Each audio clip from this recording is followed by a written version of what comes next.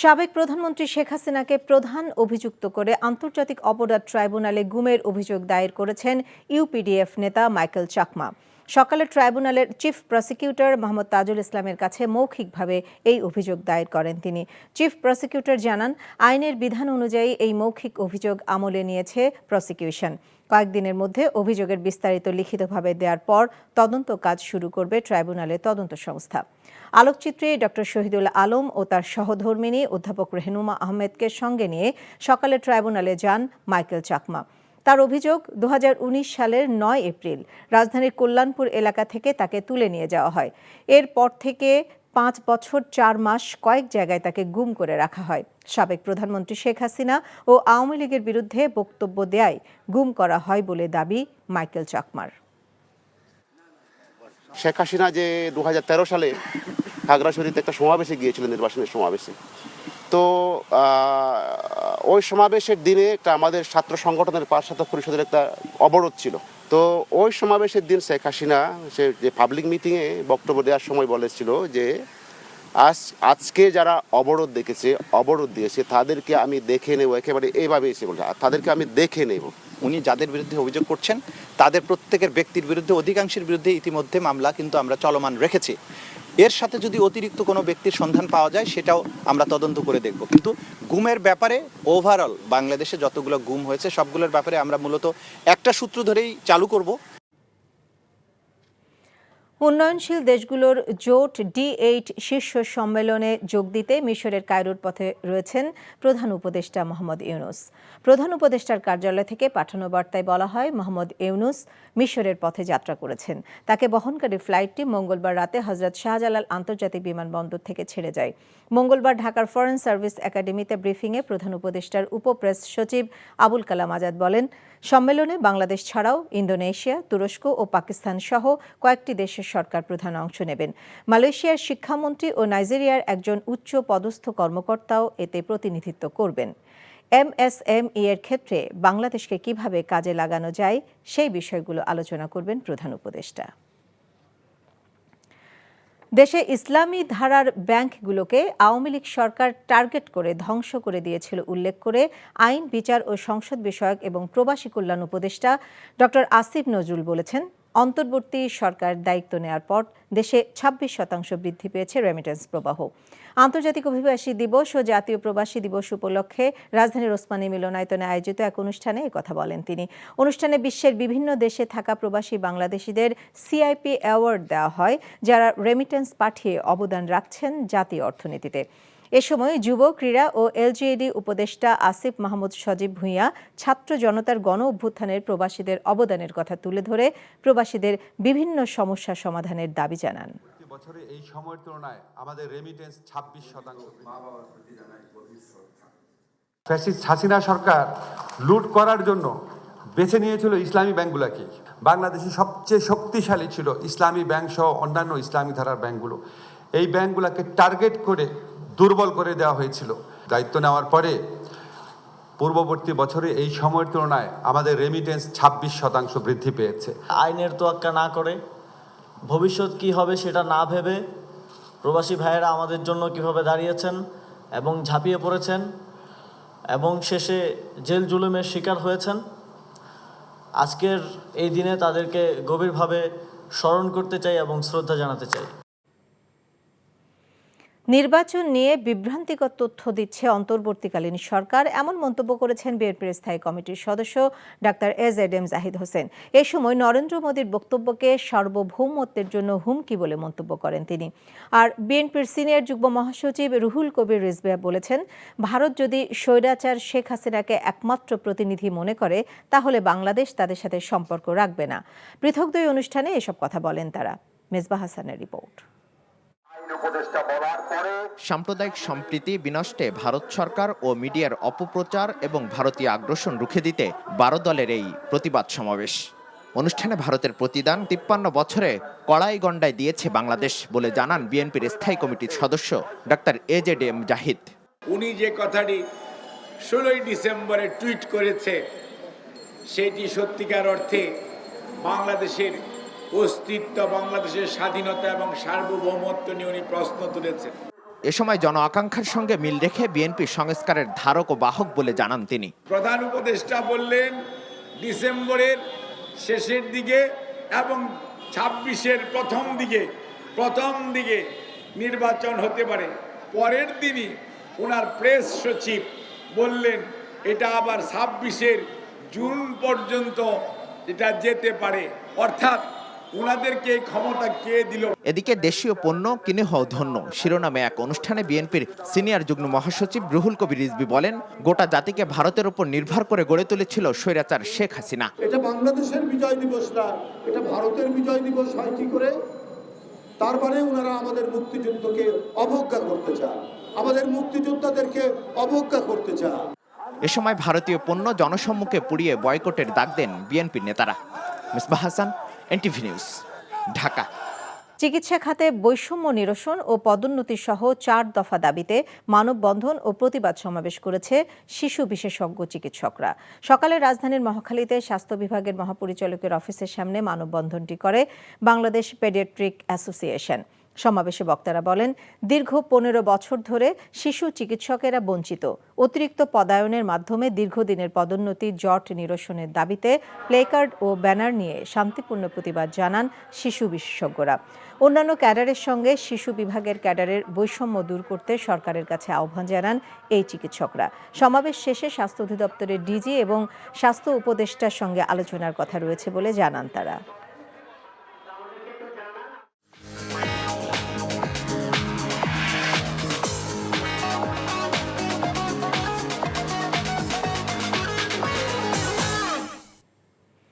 নগদ নিবেদিত অর্থনীতির খবর। আজ দেশের প্রধান শেয়ার বাজার ঢাকা স্টক এক্সচেঞ্জ ডিএসইতে সূচকের ওঠানামার মধ্য দিয়ে লেনদেন চলছে। এদিন লেনদেন শুরুর আধা ঘন্টা পর অর্থাৎ সকাল 10:30টায় ডিএসইর সাধারণ সূচক আগের দিনের চেয়ে 6 পয়েন্ট বেড়ে 5231 পয়েন্টে অবস্থান করে। এই সময়ের মধ্যে লেনদেন হয়েছে 59,87 লাখ টাকার শেয়ার ও মিউচুয়াল ফান্ডের ইউনিট। এই সময় লেনদেন হওয়া কোম্পানিগুলোর মধ্যে দাম বেড়েছে 175টির, কমেছে 74টির এবং অপরিবর্তিত রয়েছে 81টি কোম্পানির শেয়ার। লেনদেন শুরুর প্রথম 5 মিনিটে ডিএসইএক্স বাড়ে 10 পয়েন্ট। সকাল 10:10 সূচক আগের অবস্থান থেকে 8 পয়েন্ট কমে যায়। এরপর সূচকের গতি ঊর্ধ্বমুখী দেখা যায়। এদিকে হত্যাকাণ্ডের সাথে জড়িতদের ছাড় দেয়া হবে না উল্লেখ করে তাবলিগ জামাতের দুই পক্ষকে আলোচনা করে সমাধান খুঁজে বের করার আহ্বান জানিয়েছেন স্বরাষ্ট্র উপদেষ্টা অবসরপ্রাপ্ত লেফটেন্যান্ট জেনারেল জাহাঙ্গীর আলম চৌধুরী। সচিবালয়ে তাবলিগ জামাতের দুই পক্ষের সাথে আলোচনা শেষে এসব জানান তিনি। আর হামলার পর মাওলানা সাদপন্থীরা ইস্তেমা করার অধিকার রাখে না বলে জানিয়েছেন মাওলানা জুবায়েরের অনুসারী ও খেলাফতে মজলিসের মহাসচিব মামুনুল হক। এদিকে উস্কানি না দেবার অনুরোধ জানিয়ে টঙ্গীর ইস্তেমা ময়দান সরকারের নিয়ন্ত্রণে নেবার সিদ্ধান্ত হয়েছে বলে জানিয়েছেন মাওলানা সাদের অনুসারী রেজা আরিফ। রিপোর্ট করছেন রোকন উদ্দিন। বুধবার ভোররাতে টঙ্গীর ইস্তেমা ময়দানে তবলিগ জামাতের দুই পক্ষের সংঘর্ষে মৃত্যুর সাথে সাথে আহতের সংখ্যাও শতক ছাড়িয়েছে। এমন বাস্তবতায় স্বরাষ্ট্র মন্ত্রণালয়ে বুধবার সকালে 7 জন উপদেষ্টার সাথে পূর্ব নির্ধারিত বৈঠকে প্রথমে অংশ নেন মাওলানা সাদের অনুসারীরা। প্রায় 1.5 ঘন্টার বৈঠক শেষে ভবিষ্যতে এমন পরিস্থিতি এড়াতে সব চেষ্টা করা হবে বলে জানান তারা। এখন এখানে সিদ্ধান্ত হয়েছে সরকার নিজ দায়িত্বে মাঠটা নিয়ে নেবেন, কেউ মাঠের মধ্যে থাকবে না।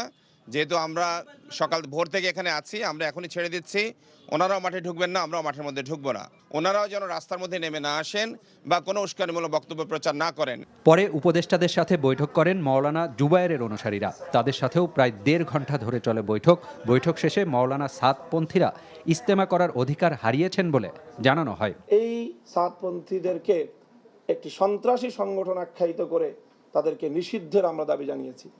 কাজে আমরা আশা করি সেই বিষয়েও যথাযথ পদক্ষেপ গ্রহণ করা হবে। তারা এই ধরনের ঘটনা ঘটানোর পর তাদের এখানে ইস্তেমাত করার কথা, বরং তাদের বিরুদ্ধে আইনানুগ যে ব্যবস্থা নেওয়া হবে আমরা আশা করতেছি যে সরকার এই ধরনের ভুল করবে না। আর আহতদের চিকিৎসায় প্রয়োজনীয় ব্যবস্থা নেবার পাশাপাশি হত্যাকাণ্ডের সাথে জড়িতদের ছাড় দেওয়া হবে না বলে জানান স্বরাষ্ট্র উপদেষ্টা। আজকের ভিতরেই তারা একটা কেস করবেন, মানে যে 4 জন হত্যা হয়েছে তাদের জন্য, এবং তাদের সাথে সাথে আমরা যাদের পাবো, মানে যারা প্রকৃত দোষী তাদের আমরা আইনের আওতায় নিয়ে আসবো।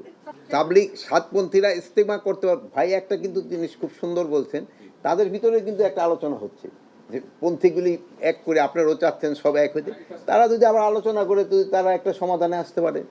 আগে ঘোষণা করা হলেও এবারও 2 পর্বে ইজতেমা হবে কিনা সাংবাদিকদের এমন প্রশ্নের জবাব দেননি স্বরাষ্ট্র উপদেষ্টা। Rokonuddin, NTV news, Dhaka. সংবিধান, গণতান্ত্রিক সংস্কার এবং অর্থনৈতিক মুক্তির লক্ষ্যে রাষ্ট্র মেরামতের 31 দফা নিয়ে বিএনপির ঢাকা বিভাগের 3 জেলায় কর্মশালা আয়োজন করা হয়েছে। কর্মশালায় অনলাইনে যুক্ত হয়ে বক্তব্য রাখছেন বিএনপির ভারপ্রাপ্ত চেয়ারম্যান তারেক রহমান। দর্শক, সরাসরি যাচ্ছি তার বক্তব্যে। আমাদের সুনাম বৃদ্ধি পাবে, আমরা সেই কাজগুলো থেকে নিজেদেরকে সংযত রাখবো। মানুষ যা চায় না, ভাই রাজনীতি করেন কেন? আপনি করেনই তো মানুষের জন্য। তো যেই মানুষের জন্য আপনি রাজনীতি করেন, এমন কাজ কেন আপনি করবেন যেখানে আপনার আস্থার সংকট দেখা দিবে? তাই না? আস্থার সংকট দেখা দিবে, এরকম কাজ আমরা করব না। সহকর্মীবৃন্দ, আমাদের বহু সহকর্মী গুম হয়েছে, খুন হয়েছে গত 15, 16, 17 বছরে। জুলাই আগস্ট মাসে আমাদের 500 জনের উপরে নেতা কর্মী সারা দেশে আমাদের খুন হয়েছে। 5 শতাধিকের উপরে মানুষ, সহকর্মী আমাদের হত্যার শিকার হয়েছে এই জুলাই আগস্ট মাসে। আর কোন রাজনৈতিক দলের হয়েছে কিনা আমার জানা নেই, অন্তত আমার দলের নেতাকর্মীরা 500-র মতন নেতাকর্মীরা খুনের শিকার হচ্ছে। হাজার হাজার নেতাকর্মী। আপনাদের এই মঞ্চে, এই অনুষ্ঠান স্থলে অনেকে বসে আছেন যারা বিভিন্নভাবে শারীরিকভাবে ক্ষতিগ্রস্ত হয়েছেন। কতজনের ব্যবসা বাণিজ্য নষ্ট হয়েছে, ঘর বাড়ি ভেঙে দিয়েছে আওয়ামী লীগের লোকজন। সেগুলি কি ভুলে গিয়েছেন আপনারা? কেন ভুলে যাবেন সেগুলো ভুলে যাবেন না। এবং একটি কথা আপনাদেরকে আজকে আমি বলি, আমি যেভাবে চিন্তা করি পুরো বিষয়টাকে, আমার সাথে অন্যায় হয়েছে, অবিচার হয়েছে, আমার পরিবারের সাথে হয়েছে, আমার বাবাকে হত্যা করা হয়েছে, আমার মায়ের সাথে অন্যায় করা হয়েছে, তাকে অত্যাচার করা হয়েছে, আমার ভাই মৃত্যুবরণ করেছে এই অত্যাচারের কারণে। আজকে এর জবাব যদি আমাদেরকে দিতে হয়, এই অন্যায় অত্যাচারের, আপনাদের সাথে যে অন্যায় হয়েছে, আমাদের বহু নেতাকর্মী, বাবা মারা গিয়েছে, মা মারা গিয়েছে, স্বজন মারা গিয়েছে, হাত করা অবস্থায় তাকে জানাজা পড়তে বাধ্য করেছে। আমাদের বহু সহকর্মী মারা গেছে জেলখানার ভিতরে হাত করা পড়া অবস্থায়। নিশ্চয়ই আপনাদের সেগুলো মনে আছে। এখন আমরা যদি এই সকল অন্যায়ের, অবিচার, অত্যাচারের জবাব দিতে চাই, যদি জবাব দিতে হয়, তাহলে তারা যা করেছে সেভাবে করলে জবাব দেওয়া হবে না, তাহলে তাদের আর আমাদের মধ্যে কোনো পার্থক্য থাকলো না। সে অধম বলে কি আমরাও অধম হব নাকি? আমাদেরকে যদি জবাব দিতে হয়, আমাদের 31 দফা যদি আমরা সফল করতে পারি, তাহলেই জবাব দেওয়া হবে। দেশি এবং বিদেশি ষড়যন্ত্রকারী যারা দেশি এবং বিদেশি ষড়যন্ত্রকারী, যারা চায় না এদেশে গণতন্ত্র প্রতিষ্ঠিত হোক, যারা চায় না এই দেশের মানুষ রাজনৈতিকভাবে এবং অর্থনৈতিকভাবে সফল হোক, স্বাবলম্বী হোক, যারা এটা চায় না, আমরা যদি 31 দফা সফল করতে পারি, তাহলে মানুষের ভোটের অধিকারকে প্রতিষ্ঠিত করতে পারি, তাহলেই তাদেরকে আমাদের জবাব দেওয়া হবে। তাদের কায়দায় আমরা জবাব দেব না, তাদেরকে আমরা জবাব দেব আমাদের কায়দায়। কি সেই কায়দা? যা শহীদ জিয়া করতে চেয়েছিলেন দেশ এবং দেশের মানুষের জন্য, সেই কাজটি করা। যা দেশনেত্রী খালেদা জিয়া দেশ এবং দেশের মানুষের জন্য করতে চেয়েছিলেন, সেই কাজটি করা। যা আমরা 31 দফায় বলেছি, সেই কাজগুলোকে সফল করার মাধ্যমেই আমরা সেই ষড়যন্ত্রকারীদের জবাব দিতে পারবো, সেই স্বৈরাচারদের জবাব দিতে পারবো।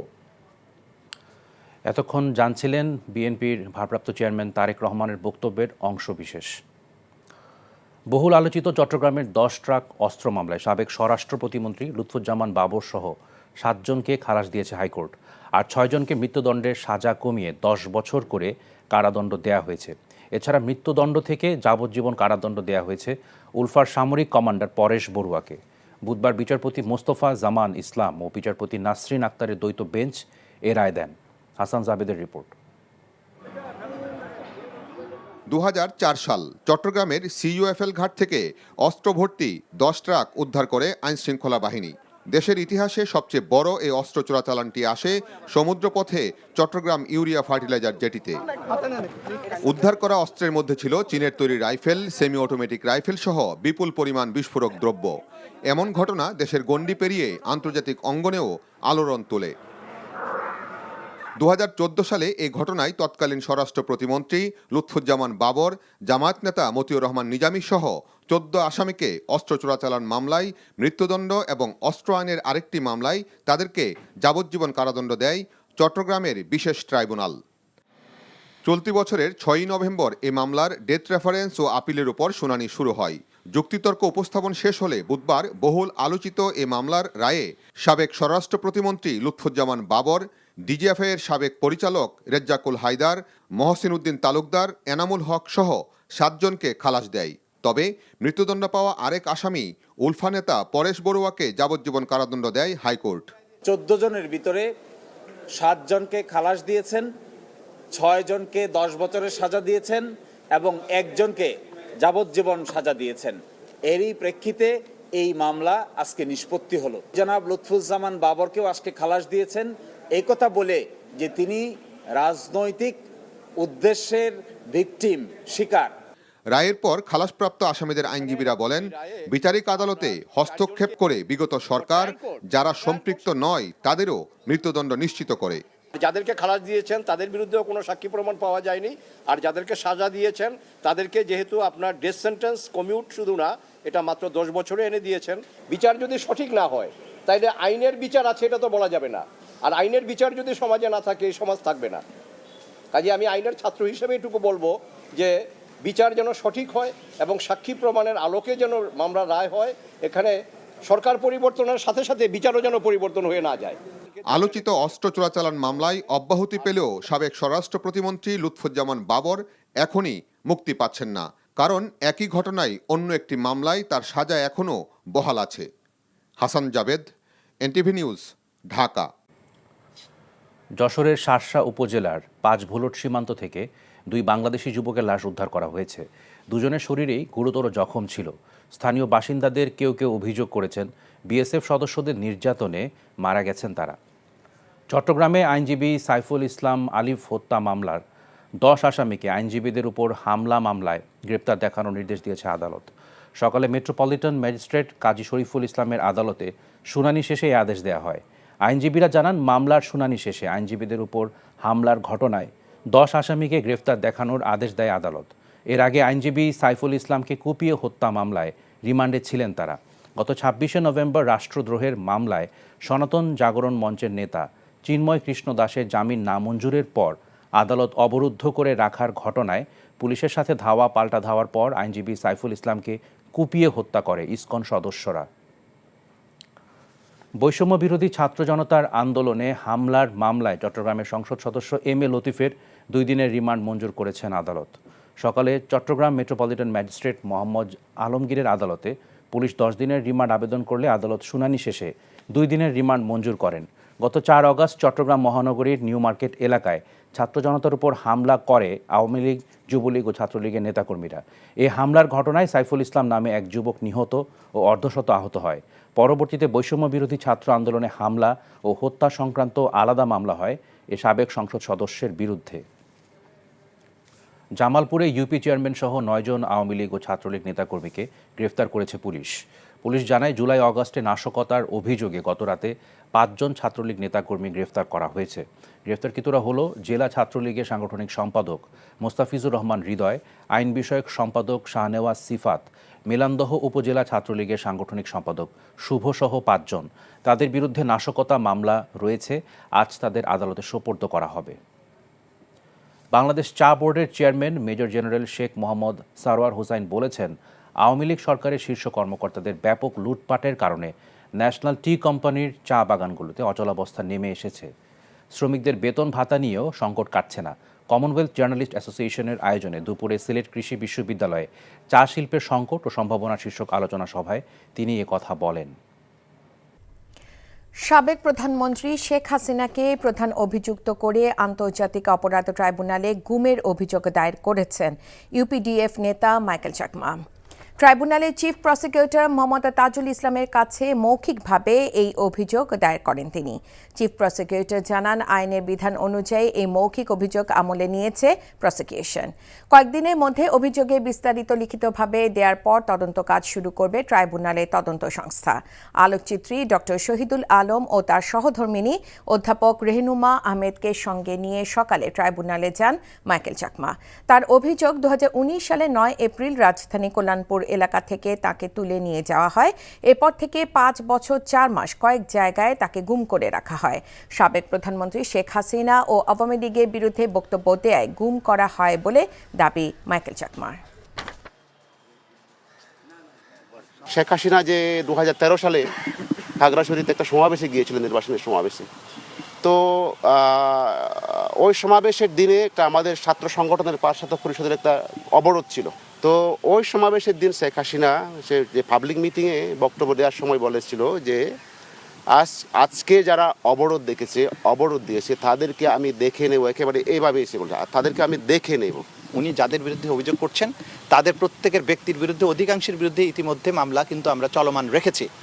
এর সাথে যদি অতিরিক্ত কোনো ব্যক্তির সন্ধান পাওয়া যায় সেটাও আমরা তদন্ত করে দেখব। কিন্তু গুমের ব্যাপারে ওভারঅল বাংলাদেশে যতগুলো গুম হয়েছে সবগুলোর ব্যাপারে আমরা মূলত একটা সূত্র ধরেই চালু করব। অবৈধ সম্পদ অর্জনের অভিযোগে স্বৈরাচার আওয়ামী লীগ সরকারের সাবেক এমপি এনামুর রহমান দুর্জয় ও সাবেক এমপি নিজাম হাজারীর বিরুদ্ধে মামলা করেছে দুদক। একই অভিযোগে এনটিএমসির সাবেক মহাপরিচালক জিয়াউল আহসানের বিরুদ্ধে অনুসন্ধানের সিদ্ধান্ত নিয়েছে সংস্থাটি। বিকেলে দুর্নীতি দমন কমিশনে এক ব্রিফিংয়ে প্রতিষ্ঠানটির মহাপরিচালক আক্তার হোসেন এ তথ্য জানান। বলেন, ফেনী 2 আসনের সাবেক এমপি নিজামুদ্দিন হাজারীর 18,72,84,000 টাকা জ্ঞাত আয় বহির্ভূত সম্পদ অর্জন সহ দুর্নীতির অভিযোগে মামলা করেছে দুদক। এর সাথে মানিকগঞ্জ 1 আসনের সাবেক এমপি নাইমুর রহমান দুর্জয়ের বিরুদ্ধে 11,21,00,000 টাকা জ্ঞাত এই বহির্ভূত সম্পদ অর্জন সহ বিভিন্ন দুর্নীতির অভিযোগে মামলা করা হচ্ছে। মোট অবৈধ সম্পদের পরিমাণ 93,65,00,000 টাকা বলে জানায় দুদকের মহাপরিচালক। আরো একটা গুরুত্বপূর্ণ বিষয় আছে, দুর্নীতি ও ঘুষ সংগঠনের মাধ্যমে প্রাপ্ত অর্থ ও সম্পত্তির অবৈধ উৎস গোপন বা আড়াল করার উদ্দেশ্যে স্থানান্তর, রূপান্তর এবং হস্তান্তরের মাধ্যমে অপরাধ করেছেন। সেই জন্য দুর্নীতি দমন কমিশন আইন 2004-এর 27(1) এবং দুর্নীতি প্রতিরোধ আইন 1947-এর 5-2 ধারায় মামলা রুজু হয়েছে। 3 সদস্য বিশিষ্ট অনুসন্ধান দল গঠন করা হয়েছে। বিএনপির ভারপ্রাপ্ত চেয়ারম্যান তারেক রহমান বলেছেন, তার দলের ওপর যেভাবে নির্যাতন অবিচার করেছে আওয়ামী লীগ, সে কায়দায় জবাব দেবে না বিএনপি। বলেছেন, 31 দফা বাস্তবায়নের মাধ্যমেই এর উপযুক্ত জবাব দেওয়া হবে। 15 বছরে ফ্যাসিবাদী শক্তি নিজেদের আখের গোছাতে আর প্রভুদের খুশি করতে দেশকে ধ্বংস করেছে বলে মন্তব্য করেছেন তিনি। 3 জেলায় দলের কর্মশালায় এসব বলেন তারেক রহমান। ইমরুল আহসানের রিপোর্ট। দলের 31 দফা প্রস্তাবনা তৃণমূলের মানুষের মাঝে ছড়িয়ে দিতে নারায়ণগঞ্জ, গাজীপুর ও টাঙ্গাইলে একযোগে প্রশিক্ষণ কর্মশালার আয়োজন করে বিএনপি। লন্ডন থেকে অনলাইনে যুক্ত হয়ে প্রান্তিক নেতাকর্মীদের নানা প্রশ্নের উত্তর দেন তারেক রহমান। আগামী জাতীয় নির্বাচন কঠিন হবে মন্তব্য করে মানুষের আস্থা ধরে রাখতে কাজ করার আহ্বান জানান তিনি। মামলা, সেই অত্যাচার নির্যাতন, ঘরে থাকতে পারেন নেই, এই সাদা পোশাকে ডিবি পুলিশের এদের অত্যাচার নির্যাতন, তারপরেও হেলমেট বাহিনী, হাতুড়ি বাহিনী এদের অত্যাচার নির্যাতন, ঘরে থাকতে পারেননি, পালিয়ে পালিয়ে থাকতে চায়, তারপরেও কিন্তু আপনারা জনগণের পক্ষে কথা বলতে ছাড়েননি। জনগণের অধিকার রক্ষার যে সংগ্রাম, সেটা থেকে আপনারা পিছিয়ে আসেননি। কেন আপনার পাশে বা পেছনের লোকটা সে যদি নিজের স্বার্থ হাসিলের জন্য এমন কিছু করে যা আপনাকে, আপনার দলকে বিতর্কিত করবে, কেন আপনি সেই সুযোগ দিবেন তাকে? জুলাই আগস্টের গণ অভ্যুত্থানে বিএনপির 500-র বেশি নেতাকর্মী নিহত হয়েছে বলে উল্লেখ করেন তারেক রহমান। বলেন, ফ্যাসিবাদী শক্তির নির্যাতন নিপীড়নের প্রতিশোধ বিএনপি শক্তি প্রয়োগ করে নিতে চায় না। আমার সাথে অন্যায় হয়েছে, অবিচার হয়েছে, আমার পরিবারের সাথে হয়েছে, আমার বাবাকে হত্যা করা হয়েছে, আমার মায়ের সাথে অন্যায় করা হয়েছে, তাকে অত্যাচার করা হয়েছে, আমার ভাই মৃত্যুবরণ করেছে এই অত্যাচারের কারণে। আপনাদের সাথে যে অন্যায় হয়েছে, এখন আমরা যদি এই সকল অন্যায়ের, অবিচার, অত্যাচারের জবাব দিতে চাই, যদি জবাব দিতে হয়, তাহলে তারা যা করেছে সেভাবে করলে জবাব দেওয়া হবে না, তাহলে তাদের আর আমাদের মধ্যে কোনো পার্থক্য থাকলো না। সে অধম বলে কি আমরাও অধম হব নাকি? আমাদেরকে যদি জবাব দিতে হয়, আমাদের 31 দফা যদি আমরা সফল করতে পারি তাহলেই জবাব দেওয়া হবে। বিএনপির ভারপ্রাপ্ত চেয়ারম্যান বলেন, ক্ষমতায় থাকতে দেশকে ধ্বংস করে গেছে আওয়ামী লীগ। 15 বছর 16 বছর ধরে যারা শুধু নিজেদের স্বার্থ হাসিলের জন্য, নিজেদের আখের গোছানোর জন্য তাদের প্রভু, ভিনদেশে যে তাদের প্রভু, তাদেরকে খুশি করার জন্য যেভাবেই বলি না কেন দেশটাকে সম্পূর্ণ ধ্বংস করে দিয়ে গিয়েছে।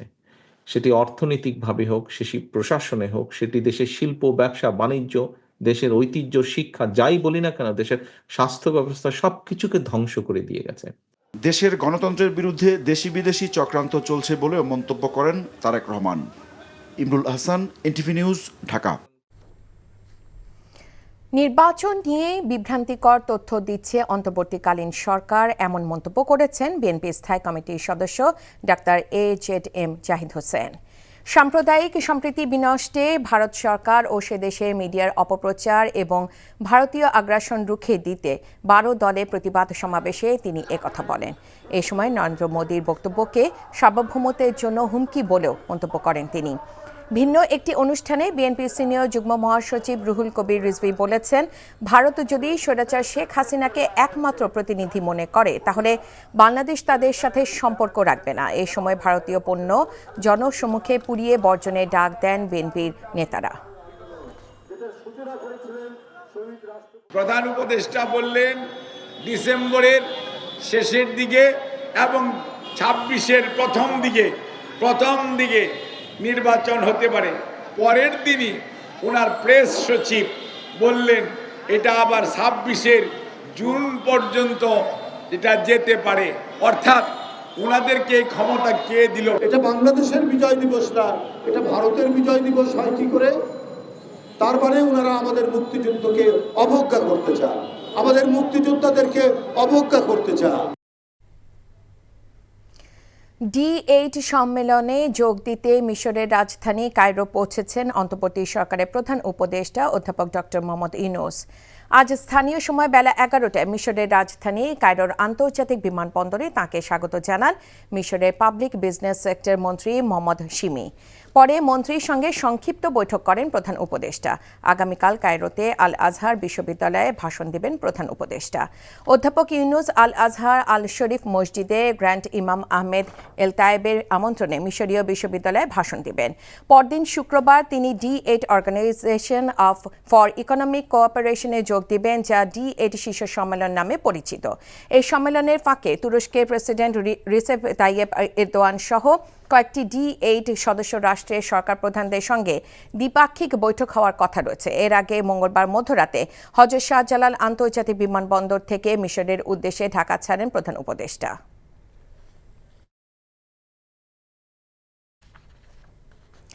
রাজধানীর আর্মি স্টেডিয়ামে আগামী 21 ডিসেম্বরে অনুষ্ঠেয় চ্যারিটি কনসার্ট ইকোজ অফ রেভলিউশনের প্রস্তুতি চলছে পুরোদমে। জুলাই আগস্ট গণ অভ্যুত্থানে শহীদদের পরিবার ও আহতদের পরিবারকে সহায়তার জন্য স্পিরিটস অফ জুলাই প্ল্যাটফর্ম কনসার্টটি আয়োজন করছে। ইতোমধ্যে সেনাবাহিনী সহ নিরাপত্তা কাজে সংশ্লিষ্টদের সাথে আলোচনা শেষ করেছে আয়োজকরা। কনসার্টে বিনা পারিশ্রমিকে গাইবেন জনপ্রিয় পাকিস্তানি সঙ্গীত শিল্পী রাহাত ফতে আলী খান। আয়োজনে মিডিয়া পার্টনার এনটিভি। সাদরিনা খন্দকারের রিপোর্ট। জুলাই আগস্টে গণ অভ্যুত্থানের আহতদের চিকিৎসা ও নিহতদের পরিবারের পাশে দাঁড়াতে স্পিরিটস অব জুলাই নামের একটি প্ল্যাটফর্মের মাধ্যমে কনসার্ট আয়োজনে কাজ করছেন ঢাকা বিশ্ববিদ্যালয়ের একদল শিক্ষার্থী। চলছে পুরোদমে প্রস্তুতি। রাতের থেকে স্টার্ট হবে, আপনার স্টেজ হচ্ছে এবং ব্র্যান্ডিং হচ্ছে, আলোকসজ্জা থাকছে, খুব সুন্দরী হচ্ছে। আয়োজনে পারিশ্রমিক ছাড়াই গান পরিবেশন করবেন উপমহাদেশের কিংবদন্তি সঙ্গীত শিল্পী রাহাত ফতে আলী খান। তাছাড়া গান গাইবেন আর্টসেল, চিরকুট, অ্যাশেজ, আফটার ম্যাথ সহ অন্যরাও। জনগণকে আহ্বান জানাবো তারা যেন আমাদের সাথে খুব ভালো একটা কোঅপারেশন করে যেন এই প্রোগ্রামটা ভালোভাবে রান করতে পারি আমরা। কনসার্টে প্রবেশ সহজ করতে ওই দিন টোল ছাড়াই ব্যবহার করা যাবে এলিভেটেড এক্সপ্রেসওয়ে। দুপুর থেকে খোলা থাকবে জাহাঙ্গীর গেট ও জিয়া কলোনির গেট। আয়োজনে মিডিয়া পার্টনার থাকবে জনপ্রিয় টেলিভিশন এনটিভি। বিশাল কনসার্টের আয়োজন হচ্ছে, সেই কনসার্ট আপনারা উপভোগ করতে পারবেন। এখানে আমরা আজকে এসেছিলাম, এখানকার নিরাপত্তা এবং সব কিছু বিষয় দেখলাম, বেশ সুন্দর বলে মনে হলো। সো এই কনসার্টে আপনারা আসুন, উপভোগ করুন। জুলাই বিপ্লবে শিক্ষার্থীদের ভূমিকার প্রতি সম্মান রেখে শিক্ষার্থীদের জন্য বিশেষ ছাড় দেওয়া হয়েছে টিকিটে। 16 ডিসেম্বর উপলক্ষে 16%, গণ অভ্যুত্থানের বছর 2024 সালের স্মরণে 24% এবং 36 জুলাই স্মরণে 36% ডিসকাউন্ট দেওয়া হচ্ছে। টিকিট বিক্রি খুব ভালোই সাড়া পাচ্ছি, কিন্তু শিক্ষার্থীদের জন্য আমরা একটা ছাড় নিয়ে এসেছি 16 ডিসেম্বরের পর থেকে। তো এরপর থেকে টিকিট সেলিংটা বেশি বাড়ছে। রাহাত ফতে আলী খান এক ভিডিও বার্তায় বলেছেন, জুলাই গণ অভ্যুত্থানের সম্মানার্থে ঢাকায় আসছেন তিনি। I'm coming to your lovely homeland. See you all on 21st of December inshallah. Sadrina Khandakar, NTV news, Dhaka. City corporation পৌরসভার জনপ্রতিনিধিদের ঢালাওভাবে অপসারণ যৌক্তিক মনে করে না বৈষম্য বিরোধী ছাত্র আন্দোলন ও নাগরিক কমিটির নেতারা। আমলাদের ওপর অতিরিক্ত দায়িত্ব দিয়ে স্থানীয় সরকার চালানো সম্ভব না বলে মনে করেন নাগরিক কমিটির মুখ্য সংগঠক সাজ্জিদ আলম ও বৈষম্য বিরোধী ছাত্র আন্দোলনের আহ্বায়ক হাসনাত আব্দুল্লাহ। নিয়ামুল আজিজ সাদেকের রিপোর্ট। 5 আগস্ট ছাত্র জনতার অভ্যুত্থানের পর স্বৈরাচার আমলের একদলীয় নির্বাচনের যুক্তি দেখিয়ে বাতিল করা হয় সব সিটি কর্পোরেশন ও পৌরসভার জনপ্রতিনিধিদের পদ। আমরা আপনাদের সাথে আছি। আপনাদেরকে যারা ভুল বুঝিয়েছে, আপনাদের প্রশাসনের লোকেরা ভুল বুঝিয়েছে। জাতীয় সরকার কখনোই উন্নয়ন করতে পারে না স্থানীয় সরকার প্রতিনিধিদের পিছনে। তাদের বক্তব্য সমর্থন করে নাগরিক কমিটির মুখ্য সংগঠক বলেন, 3 কোটি মানুষের প্রতিনিধিত্বকারীদের সবাইকে বাদ দেয়া যৌক্তিক হয়নি। আপনি জনপ্রতিনিধি বা কাউন্সিলর নামেই দেন আর প্রশাসক নামেই দেন, যারা জনগণের ভোটে ব্যান্ডেড নিয়ে প্রকৃতপক্ষে নির্বাচন হয়েছিল তাদেরকেই যেন সেখানে দেওয়া হয়। যেই 3 কোটি মানুষ ফ্যাসিবাদের বিপক্ষে গিয়ে আপনাদের পক্ষে অবস্থান নিয়েছিল, আজকে যদি আপনাদেরকে সরিয়ে দেওয়া হয় তাহলে তাদের সেদিনের অবস্থানটাকে ভুল প্রমাণ করা হয়। এবি পার্টি যুগ্ম সদস্য সচিব বলেন, ছাত্র জনতার আন্দোলনে সক্রিয় স্থানীয় প্রতিনিধি ও এলাকার গ্রহণযোগ্য লোক নিয়ে কমিটি করে সমস্যার সমাধান হতে পারে। রাষ্ট্র যত ন্যায্য কারণেই হোক কোনো সিদ্ধান্ত নেয়, রাষ্ট্রকে তার রিপ্লেসমেন্ট সেবার মেকানিজমটা আগে তৈরি করতে হয়। রিপ্লেসমেন্ট বসাইছেন কাদেরকে? আমলাদেরকে না? এই আমলারা রাইতে ভোট করছে না? এই আমলারা প্রত্যেককে 35 লাখ 40 লাখ টাকা করে 50 লাখ টাকা করে টাকা ক্যাশ দিচ্ছে না 2018 সালে? বিষয়টি সমাধানে দ্রুত পদক্ষেপ নিতে স্থানীয় সরকার উপদেষ্টার সঙ্গে আলাপের আশ্বাস দেন তারা। Niamul Aziz Sadek, NTV news, Dhaka. দেশে ইসলামী ধারার ব্যাংকগুলোকে আওয়ামী লীগ সরকার টার্গেট করে ধ্বংস করে দিয়েছিল উল্লেখ করে আইন, বিচার ও সংসদ বিষয়ক এবং প্রবাসী কল্যাণ উপদেষ্টা ডক্টর আসিফ নজরুল বলেছেন, অন্তর্বর্তী সরকার দায়িত্ব নেয়ার পর দেশে 26% বৃদ্ধি পেয়েছে রেমিটেন্স প্রবাহ। আন্তর্জাতিক অভিবাসী দিবস ও জাতীয় প্রবাসী দিবস উপলক্ষে রাজধানীর ওসমানী মিলনায়তনে আয়োজিত এক অনুষ্ঠানে একথা বলেন তিনি। অনুষ্ঠানে বিশ্বের বিভিন্ন দেশে থাকা প্রবাসী বাংলাদেশিদের সিআইপি অ্যাওয়ার্ড দেয়া হয়, যারা রেমিটেন্স পাঠিয়ে অবদান রাখছেন জাতীয় অর্থনীতিতে। এ সময় যুব, ক্রীড়া ও এলজিডি উপদেষ্টা আসিফ মাহমুদ সজীব ভূঁইয়া ছাত্র জনতার গণঅভ্যুত্থানে প্রবাসীদের অবদানের কথা তুলে ধরে প্রবাসীদের বিভিন্ন সমস্যা সমাধানের দাবি জানান। আমাদের রেমিটেন্স 26%। ফ্যাসিস্ট হাসিনা সরকার লুট করার জন্য বেছে নিয়েছিল ইসলামী ব্যাংকগুলোকে। বাংলাদেশে সবচেয়ে শক্তিশালী ছিল ইসলামী ব্যাংক সহ অন্যান্য ইসলামী ধারার ব্যাংকগুলো। এই ব্যাংকগুলোকে টার্গেট করে দুর্বল করে দেওয়া হয়েছিল। দায়িত্ব নেওয়ার পরে পূর্ববর্তী বছরে এই সময়ের তুলনায় আমাদের রেমিটেন্স 26% বৃদ্ধি পেয়েছে। আইনের তোয়াক্কা না করে, ভবিষ্যৎ কি হবে সেটা না ভেবে প্রবাসী ভাইয়েরা আমাদের জন্য কিভাবে দাঁড়িয়েছেন এবং ঝাঁপিয়ে পড়েছেন এবং শেষে জেল জুলুমের শিকার হয়েছেন। আজকের এই দিনে তাদেরকে গভীরভাবে স্মরণ করতে চাই এবং শ্রদ্ধা জানাতে চাই। লো স্কোরিং থ্রিলারে ওয়েস্ট ইন্ডিজকে চমক দেখিয়ে 1 ম্যাচ হাতে রেখে টি-20 সিরিজ জিতল বাংলাদেশ। সেন্ট ভিনসেন্টে দ্বিতীয় টি-20তে 129 রান করেও ক্যারিবীয়দের বিপক্ষে 27 রানের অসাধারণ এক জয় পেয়েছে লিটন দাসের দল। তাতে 6 বছর পর আবারও ওয়েস্ট ইন্ডিজের বিপক্ষে সিরিজে জয়ের স্বাদ পেল বাংলাদেশ।